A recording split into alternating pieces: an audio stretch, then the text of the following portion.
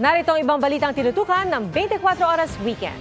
Pinababawi ng National Police Commission o NAPOLCOM ang balasahan sa PNP na ipinatupad ni PNP Chief General Nicolas Torre III.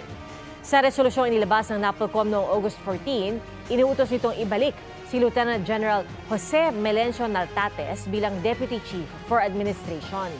Pinababalik din bilang Commander ng Area Police Command, Western Mindanao, si Lieutenant General Bernard Banac.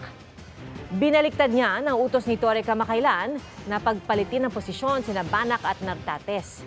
Iniutos din ng NAPOLCOM na ipatupad ng PNP ang mga bagong assignment ng 11 pang pulis.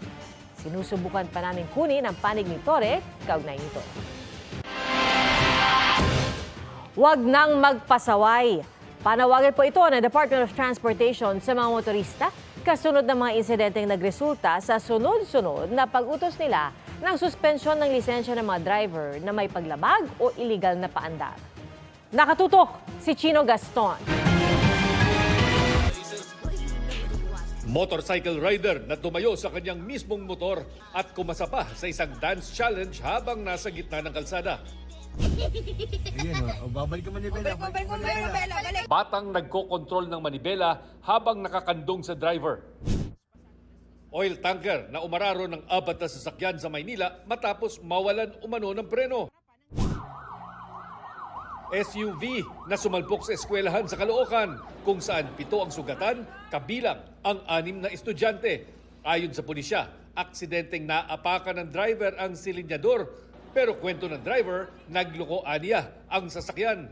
Ang sunod-sunod na paandar na yan ng mga motorista at kabi-kabilang disgrasya sa kalsada ang dahilan para patawan ng Land Transportation Office ng 90-day suspension ang lisensya ng 4 na drivers na sangkot sa magkakahiwalay na insidenteng ito.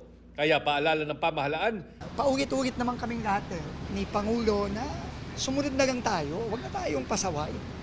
sa datos ng MMDA mula nitong Enero hanggang Mayo, may mahigit 20,000 insidente na ng road crash ang naitala sa bansa. Pinadalhan din ng mga driver ng show cause order ng LTO para pagpaliwanagin.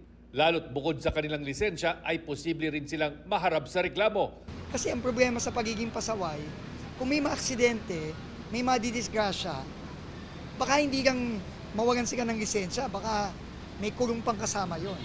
Ang motorcycle rider na ito, posibleng maharap sa reklamong reckless driving at improper person to operate a motor vehicle. Gayon din sa driver ng SUV sa disgrasya sa Caloocan. Paglabag naman sa Section 4 ng Republic Act 11229 o Child Safety in Motor Vehicles Act, ang maaring harapin ng driver ng sasakyang ito lalo't labag sa batas na paghawakin ng manibela ang isang bata. Mahaharap naman sa mga reklamong reckless imprudence resulting in physical injuries and damage to property ang driver ng oil tanker. Para sa GMA Integrated News, Chino Gaston nakatutok, 24 oras. Mabilis at chikahan tayo para updated sa showbiz happenings. Cuteness overload ang atake ng ibinahaging collage ni Kapuso star Ashley Ortega.